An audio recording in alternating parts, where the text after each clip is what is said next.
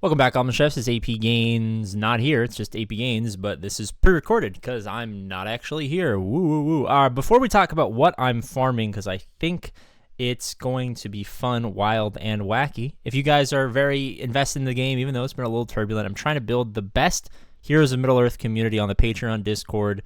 It's already the best place for the top-level Galaxy of Heroes players, but I'm trying to make it the same thing for Heroes of Middle-earth. So if you're invested in the game, you love the content, and you just want to get better and chat with other people who want to do the same thing, the Patreon Discord link in the description is obviously the best place. All right, so what am I farming? For those of you guys who don't know, I have spent $200 and something on marquees for the Elrond. I think 220 of them, or 240 of those dollars were directly just to get the characters to 5 stars, and I think another $40 was when they dropped these $10 packs for shards and stuff like that. So I was able to just stockpile and give a very select 10-ish of my characters to Gear 8 relatively efficiently per dollar spent. There's a lot of packs in this game that people are spending an awful lot of money on, and a lot of them are pretty dog shit value. I had a couple of good value $10 packs way back in the day, took advantage, didn't use the resources, so I look like a Giga Chad, but realistically, other than the 240 for marquees, I probably spent 40, maybe $60 on this game. That being said, there's only really 3 good teams in the game right now, and there's 4 teams that people would argue are good, but I'm going to argue against one of them. It's going to be super controversial. You guys, half of you guys are going to be like, "Oh my God, APGAINS, I can't believe you said that wild and wacky," but it's just a personal preference. So as far as what you're looking at right now, obviously this is kind of a mix of all Gear 8 Herodrum plus a couple of Gear 8, 2 Gear 8 Elves, and then, some like Gear 7s, or 3 Gear 8 Elves, a Gear 7 Arwen, and then Lomian is like fucking Gear 5 or something like that. So I have Elves, I have really strong Herodrum, and then Rohan is kind of the Rohan 3 plus Gaz is kind of like my third team.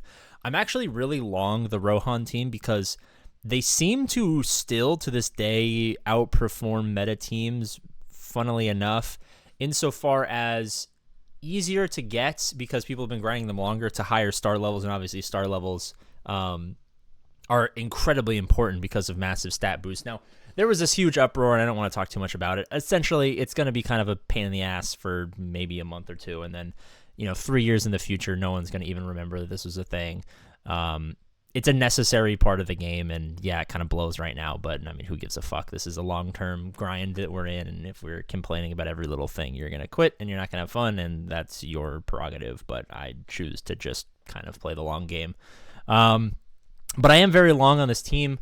They have great synergy. They have great stats a lot of the times. They have great mechanics. They're relatively easy to get to higher stars, Éomer being a guild farm, and Eothane and Éowyn could have been hard node farming since the beginning of the time you've been playing this game.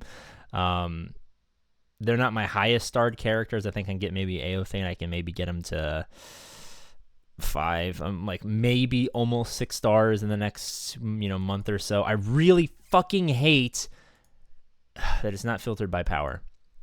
Éowyn as well. She could be maybe 5 stars, maybe. My math is not fantastic.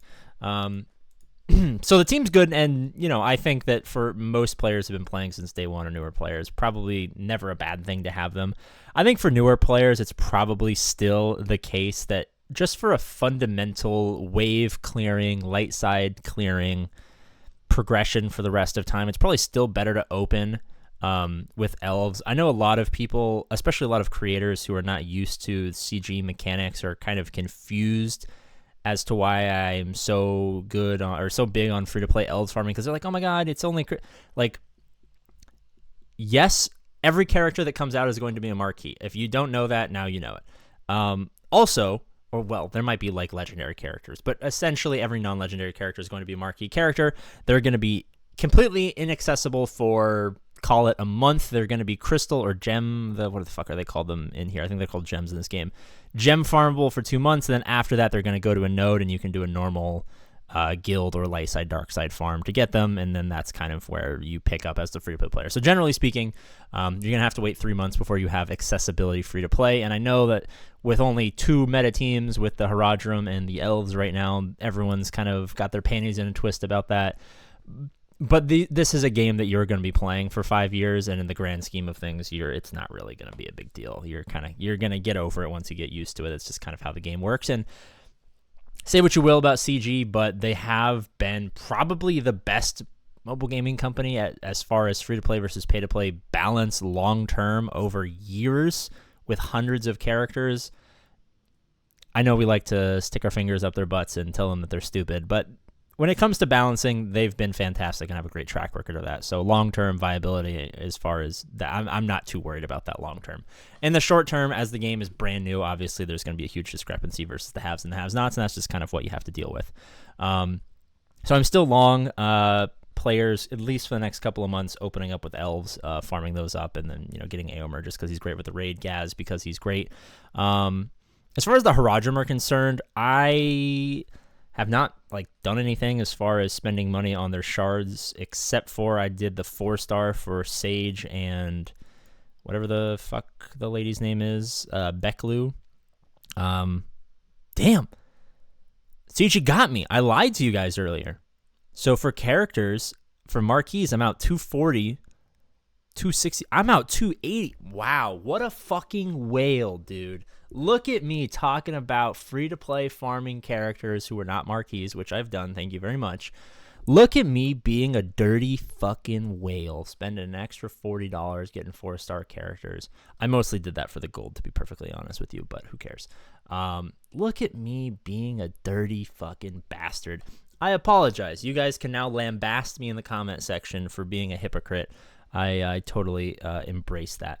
To be honest, I'm only doing it because I really, really, really love the Nazgul, and if I'm holding on to the glimmer of hope that they still will be required for Witch King, so I want to position myself to, if I have to whale to get them the 5 stars, at least I'll be able to have a day 1 Witch King, and then probably after that I will never again spend any money on this game because I just hate doing it. But as far as the 3 good teams, Haradrim, they're like the elves insofar as they're quality enough to clear out all of dark side campaigns, where elves will clear out all of light side campaigns. So from an opening up farming, they're probably the 2 base teams. The Haradrim they're not great. And I think they're not great because they're not high stars. I have a feeling that full gear 8, 7 stars, level 60 with abilities, they'll probably be a lot better. But as far as PvP, I mean, to be fair, I'm in shard 1, I'm in the death shard, so people that I'm fighting are just steezed out of their minds, and they're going to be better than all the people you're facing, unfortunately. Cry me a river. But maybe I'm a little skewed insofar as I haven't been able to test against kind of the average player. But I love this team, dude. They're my favorite team in the game right now. I think they look cool. I love the aesthetic. I'm not a huge fan of the graphics, obviously, but I think as far as graphics are concerned, they're a little bit more forgivable for fake characters. I'm actually not super pissed about the Elrond. They went close enough. I think they blurred the line of getting sued for that. But characters like Aragorn, actually maybe they're kind of coming up a little bit here, but I'm not a huge fan of the graphics. I don't need to go on a tangent about how much I hate these fucking graphics. But since they're fake characters and they can kind of be whatever they want, I have no prior expectation to what they look like. I do very much like their appearance, and I like their mechanics. I don't think their uniques are strong or their passives are strong enough. Or unique, sorry. I don't think they're strong enough with the share for that to really be that viable. I think they probably need some sort of touch-up longer term. I don't think they're going to scale well with how the power creep is going to start to eventually come in. But they're great in the raid. Raid 1. I haven't done Raid 2. I actually got my phone stolen, and I didn't have a phone for a couple days, and I wasn't home, and I was kind of abandoned for 72 hours. It was really crazy. It was a wild ride. So my guild kicked me. I joined another guild, and they're doing a raid, but I can't. So I haven't done the second raid yet, unfortunately. So maybe by the time I get back from all the funerals that I'm going to, I'll be able to do that. But yeah, I'm still every single day. Like you guys know, I do my 350 crystal or 50 gem refreshes over here. Don't do any of the guild obviously because I don't really have. I'm kind of plus 20 or so crystals a day on average. Sometimes I drop down. I'll do like the occasional extra guild refresh for whatever reason if I need like a little bit extra gold. I do 1 full 5 rip of Aothane, Aowen, 2 of Roble. I do the 25 crystal or gem refresh of Roble. Same thing with Yef2. I do 2 farms of those, 1 of Lomian. Then I get any Wubete shards I can. I get any Aomer shards that I can from the store. All leftover gear I did for the longest time use to get all of the Haradrim to gear 8, but now I'm slowly trying to get Aomer up to gear 8. And then as far as my low-level farms, I'm slowly bringing Legolas and Gimli up 1 level and 1 gear piece at a time. I don't really foresee them being that great until Gandalf comes out. It's going to be something that you're going to slow farm for 9 months, who knows, so you can get that Fellowship team up and running. As far as Gaz, I'm very, like... I